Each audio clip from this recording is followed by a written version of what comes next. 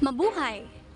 Welcome to Quezon City, kung saan bawat sulok ay may kwento at bawat tanawin ay ubod ng ganda.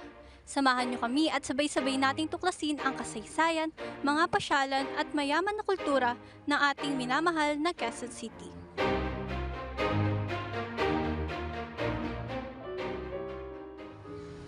Ang Quezon City ay itinatag noong October 12, 1939 bilang kapalit ng pagiging pambansang kabisera ng Pilipinas mula sa Maynila.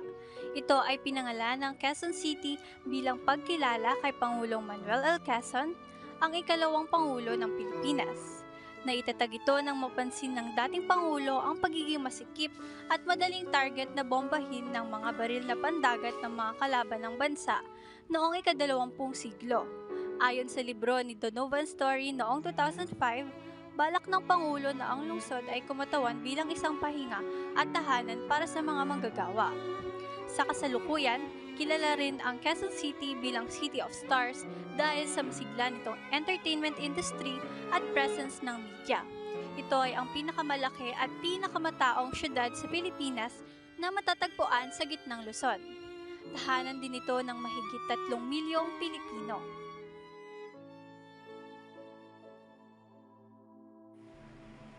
Ang lungsod ng Quezon City ay puno ng mga heritage sites na binubuo ng mga pagkakakilanlan ng komunidad. Ang mayamang pamana sa syudad ay nagpapakita ng iba't ibang mga landmark. Ang University of the Philippines Diliman na kumakatawan sa akademikong kahusayan at pagmamalaki sa bansa. Malapit dito ang bantayog ng mga bayani na nagbibigay pugay sa mga lumalaban sa diktadoryal. Samantala, ang La Mesa Eco Park ay nagsisilbi bilang isang birding oasis na nagpapakita ng pagsisikap ng Quezon City sa pangangalaga ng kalikasan. At ang pinakatanyag na Quezon Memorial Circle, isang sentro ng kultura at sining kung saan nagaganap ang iba't ibang mga aktibidad na lubos na nagpapatibay sa kahusayan ng mga kabataan. Ito rin ay naglalarawan ng mga makabuluhang bahagi ng lugar tulad ng Museo ni Manuel L. Quezon na maaaring mabuo ang kamalayan ng mga kabataan sa mga kontribusyon at tagumpay ng mga dating leader ng bansa. Mayroon din ito mga pasilidad para sa mga bike rentals, playgrounds at open spaces para sa mga outdoor sports.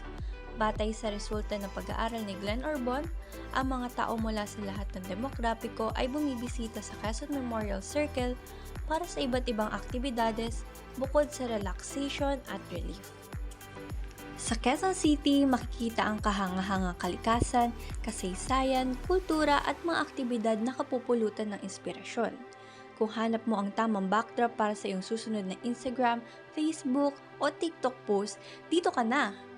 But experiencing Quezon City ay hindi lamang tungkol sa pagkuha ng perpektong litrato. Let's highlight the comfort, the joy, the fun, and the memories that Quezon City gives you. Dahil kapag pumunta ka dito, everything feels like a magical adventure waiting to unfold. Maging ikaw ay nag-e-explore sa mga buhay na kalsada na puno ng street art o sa nakakagutom na mga lutuin sa mga lokal na kainan, ang Quezon City ay hindi mawawalan ng kakayahang makuha ang iyong puso. Bawat sulok ay nagkikwento, bawat ngiti ay lumilikha ng alaala, at bawat sandaling ginugol dito ay isang kayamanan na dapat pahalagahan. Ngunit hindi dapat ito manatili sa iyong sarili. Sa halip, ibahagi ito sa iyong mga kasamahan o i-post ito sa iyong feed upang mabilis na kumalat ang balita tungkol sa kagandahan ng Quezon City. Kaya nag-iikot-ikot ka man sa Quezon Memorial Circle or nag-e-enjoy sa Artistic Cafe sa Maginhawa, don't forget na mag-take ng picture at gamitin ang hashtag na #DiscoverQuezonCity. Malay natin, ang post mo na pala ang magbibigay inspirasyon sa ibang kabataan upang bisitahin ang lungsod at maranasan ng katulad ng magandang experience mo. Kaya naman, ano pang hinihintay mo? Kunin mo ng iyong camera, tawagin ng mga kaibigan, at ipakita natin sa buong mundo kung bakit ang Quezon City ang ultimate destination para sa adventure, culture, at aesthetic appeal. Sama-sama nating ibahagi ang kagandahan ng ating lungsod at gawing susunod na destinasyon ang Quezon City sa ating travel list.